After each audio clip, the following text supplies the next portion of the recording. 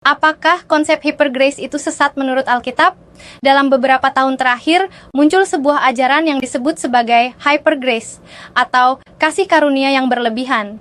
Ajaran ini sering menekankan kasih karunia Allah secara ekstrem, sehingga mengabaikan peran pertobatan, ketaatan, dan kekudusan dalam kehidupan orang percaya.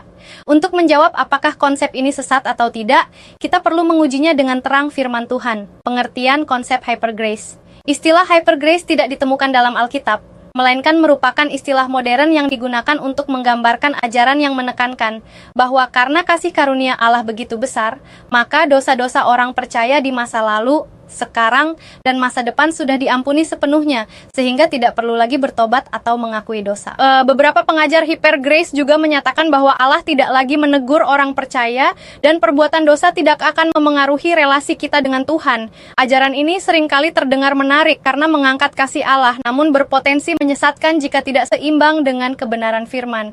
Kasih karunia dalam pengajaran Alkitab. Kasih karunia, grace, memang merupakan inti dari Injil. Efesus 2:8-9 menyatakan, sebab karena kasih karunia kamu diselamatkan oleh iman, itu bukan hasil usahamu, tetapi pemberian Allah, itu bukan hasil pekerjaanmu.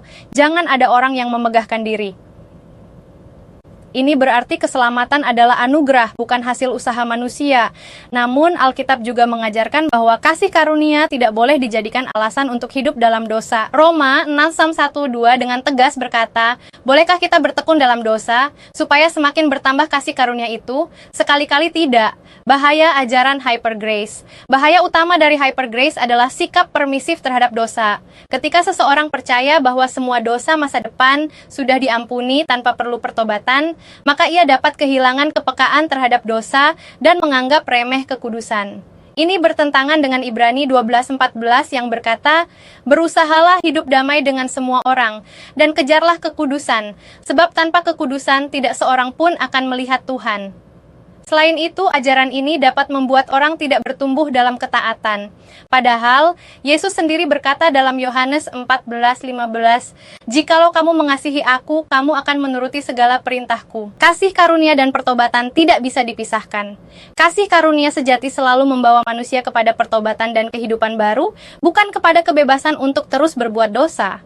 Titus 2:11-12 menyatakan, karena kasih karunia Allah yang menyelamatkan semua manusia sudah nyata. Ia mendidik kita supaya kita meninggalkan kefasikan dan keinginan-keinginan duniawi, dan supaya kita hidup bijaksana, adil, dan beribadah di dalam dunia sekarang ini. Jadi, kasih karunia bukan hanya mengampuni, tetapi juga mendidik dan mengubah hidup orang percaya. Ujian Alkitabiah terhadap ajaran. 1 Yohanes 4:1 mengingatkan, saudara-saudaraku yang kekasih, janganlah percaya akan setiap roh, tetapi ujilah roh-roh itu, apakah mereka berasal dari Allah.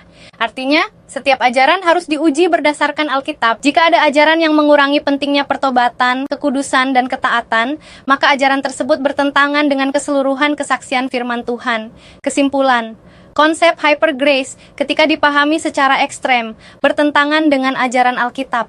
Walaupun kasih karunia Allah memang sangat besar dan mencakup seluruh dosa, kasih karunia itu tidak pernah menghapuskan panggilan untuk bertobat dan hidup kudus.